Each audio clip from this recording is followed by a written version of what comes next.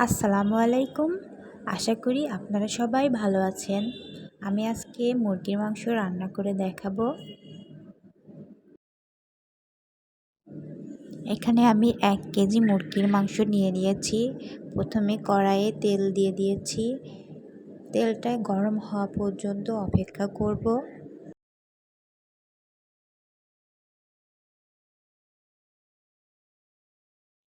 1 cup পেঁয়াজ কুচি দিয়েছি। পেঁয়াজটা একটু বাদামি রং করে ভেজে নিব।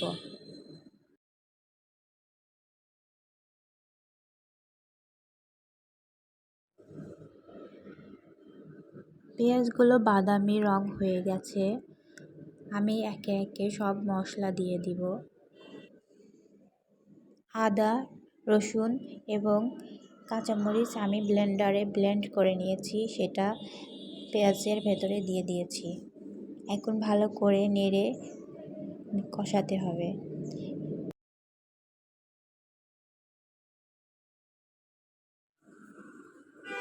1 চামচ হলুদের গুঁড়া দিয়ে দিয়েছি, 1.5 চামচ মরিচের গুঁড়া এবং 1/2 চামচ দিয়েছি ধনিয়া গুঁড়া। এখন ভালো করে নেড়ে মিশিয়ে দিয়েছি। ভালো করে মশলাগুলো কষিয়ে নিতে হবে। উপরে তেল উঠে আসা পর্যন্ত অপেক্ষা করতে হবে। এখন দিয়ে দিব 1.5 চামচ লবণ। লবণটা দিয়ে আমি ভালো করে মিশিয়ে দিচ্ছি। ভালো করে মেশাতে হবে। মশলার উপরেই নির্ভর করে মাংসের স্বাদের, কারণ মশলাটা ভালো করে কষাতে পারলেই আমাদের মাংসটা অনেক স্বাদ হবে।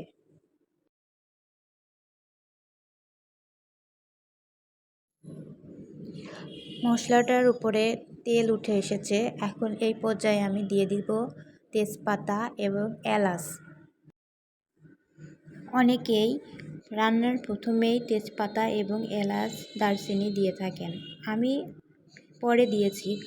যার যেমন ইচ্ছা সে সেইভাবেই দিতে পারেন।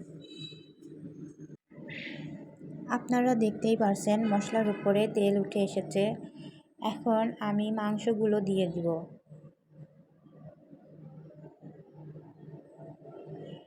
আমি মাংসগুলো দিয়ে দিয়েছি। এখন ভালো করে মাংসটাকে কষাতে হবে।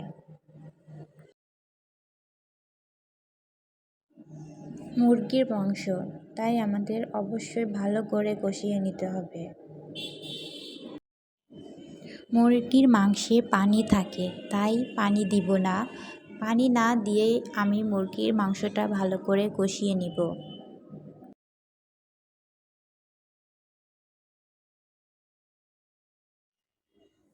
আমি মশলা কষানোর ভেতরে জিরা গুঁড়া এবং গরম মশলার গুঁড়া দিয়েছি।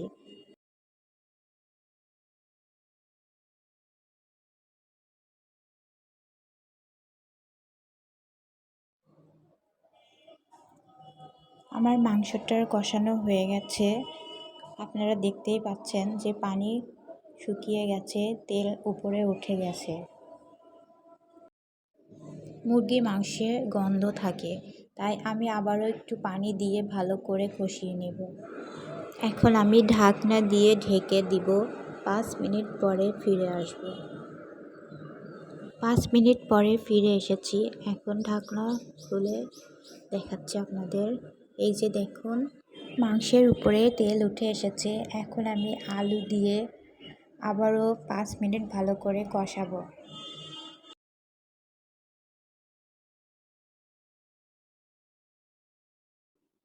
আপনারা আলু নাও দিতে পারেন। আমি 3 বার পানি দিয়ে ভালো করে মাংসগুলো কষিয়ে নিয়েছি।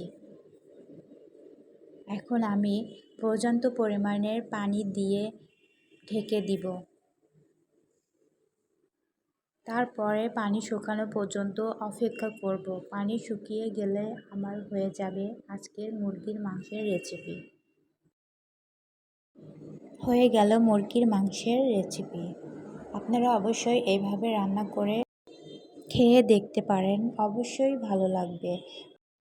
রান্না ভালো লাগলে অবশ্যই শেয়ার করবেন। কমেন্ট করবেন। আল্লাহ হাফেজ।